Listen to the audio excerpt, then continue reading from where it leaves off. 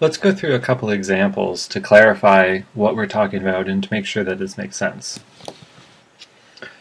Now, let's say you're supposed to make a silica Solgel, and you're given that you're supposed to use 1 mole of TEOS, tetraethyl orthosilicate. I know before I wrote tetraethoxysilane, they're the same chemical, and the same initials, they're just two different ways of saying the same thing, which is why I get confused.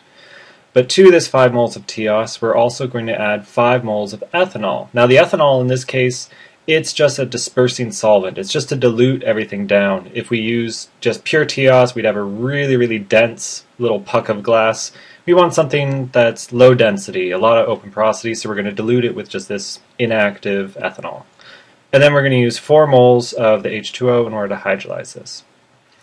Now what we want to know, if we combine these 3 chemicals, we're not going to use an acid or a base in this case, that much water, given enough time, it's going to make a gel. What we want to know is, with this, what is the actual silica density going to be? Which is, if you were to take this final gel and subtract out all the water, so make it so there's no more water in there, dry it out, we'll talk about how to do that, what is the actual density of just the silica going to be? Just what is the actual silica solid density of our gel? We're going to need some material constants before we continue. So for the TEOS, ethanol, water, and the final product, the silica, write down the molecular weights of each and the density of each in grams per cc. And just a reminder, cc, a cubic centimeter, is the same thing as a milliliter. I'll be using those kind of interchangeably, but they're the same volume. So how are we going to go about solving this? To find the density of the silica in the gel, we need to know that 1 mole of TEOS, how much silica is that going to make? For that 1 mole of TEOS, just how much silica do we get in grams or in milliliters or cc, whatever you want. So how much silica are we going to form by that 1 mole of TEOS? We're also going to need to know what the total volume of our gel will be. When we add all this liquid together, how much volume it's going to take up. And then the density of just the silica network is going to be pretty simple, equal to the mass of just the silica divided by the volume of the gel. So let's go through each individual component. First, let's start with the TEOS. 1 mole of the TEOS multiplied by its molecular weight, so the 208.3 grams per 1 mole, and then divided by the density, or times the inverse, so times 1 cc over 0.94 gives us 223 milliliters of TEOS. That's just how much volume 1 mole of TEOS gives you. We can do the same thing for our ethanol, so 5 moles times the molecular weight of ethanol divided by the density of ethanol gives us the total number of milliliters of ethanol in the solution. Same thing with the water, multiply it by its molecular weight and divide it by its density, and we'll get the number of milliliters of our water. If we add all of these together, we get the total volume of our gel, because we put this much of each component in, and we're making an assumption here that the gel doesn't shrink, which is a pretty fair assumption. So we put it in, it gels, it doesn't change in volume. So that 586 milliliters is the total volume of our gel. That's one of our pieces of information, so we'll go back up and keep track of that right up here. So total volume of the gel equals 586 milliliters. Alright, now density. In order to figure out the mass of the silica, we're going to need to make an assumption here. We're going to assume that that 1 mole of TEOS directly creates 1 mole of SiO2. And now this is a fair assumption, so let's look back at what the TEOS is. TEOS is 1 silicon with 4 ethoxy groups bonded to it. And silica, silicon dioxide, is 1 silicon group with a bunch of oxygens. It looks like there's 4 oxygens for each Si, but keep in mind that this keeps going off to the right, and so each of those oxygens is actually shared by another silicon. So stoichiometrically, it's SiO2. 1 molecule of TEOS gives us 1 molecule of SiO2, so it's fair to say that 1 mole of TEOS, assuming all the TEOS is converted, all the TEOS reacts, will give us 1 mole of SiO2. So let's go through the mass of the silica in the final gel. After all the TEOS is reacted, we have our 1 mole of SiO2 times the molecular weight of SiO2, molecular weight of silica, gives us the mass of silica. In this case, pretty easy, 44 grams of SiO2 is our final gel.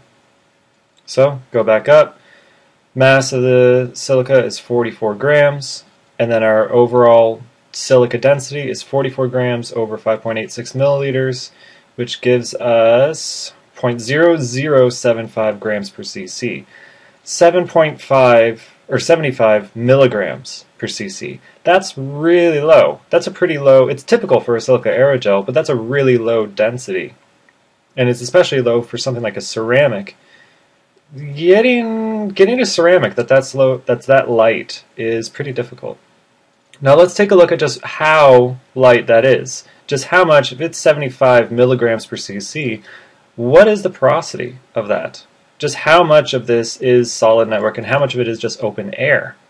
Alright, to get the porosity, we know we have that 1 mole of SiO2 times molecular weight gives us 44 grams of SiO2, divided by the density of SiO2 is 20.66 cc's or milliliters, take whatever you want, of SiO2. So that's the volume that the SiO2 occupies. So our percent solids is going to be the volume of the solids, in this case that's only SiO2, divided by the total volume of the gel. 20.66 divided by 586 gives you 3.53% solids. Of the total gel, only about 3.5% of it is actually solid, which is not very much. But let's go do the conversion and convert that into porosity, percent porosity, which is just, if that's our solids, 100% minus 3.5% gives us 96.47% porosity. That's really high. That's really high porosity. About 96.5% of this is just open space. It's just pore volume. For a ceramic, that's really hard to do, especially, I mean, think of melt casting, you can't get that. Powder processing, even if you put in a huge amount of binder that you then are just going to oh, I'll just burn this off or etch it off, you can't get up to that high of a porosity. So Solgel is pretty much one of the main ways to get a solid piece of something that has such open porosity. Alright, let's look at some extra practice as the final thing for today. If you were to take 1 mole of TiO, 10 moles of ethanol, and 2 moles of acetone this time, and combine that with 5 moles of water, what will your final silica density be? So do the same thing. Find what your silica density will be and your percent porosity. Then, as an extra exercise, now take milliliters. So 3 milliliters of TiO, 3 milliliters of ethanol, 0.8 milliliters of water. Do the same thing with that. Now, one thing to be careful of this, look at the stoichiometry on this when you finally convert it into moles. So what is the molar ratio of water to TiO in this recipe on the right? It's not 4. Now remember the TiO has 4 ethoxy groups, each one needs to be hydrolyzed. So each one needs 1 mole of ethanol, or 1 mole of water, but we don't have enough. It's actually, it's less than 4, and I'll leave you to calculate how much it is. So the question becomes, is that okay? Is it okay to not have everything completely hydrolyzed right at the start? And if so, where would extra water come from? So now last, as a bit of incentive, the recipe that's on the left, so the 1 mole TiO, the one with the acetone, have that answer ready by Monday morning, and you'll get an opportunity to use that to earn a dairy store ice cream. I'm going to have some dairy store ice cream passes, and if you have that ready to go Monday morning, you'll be in good shape to earn a pass. Thanks. See you Monday.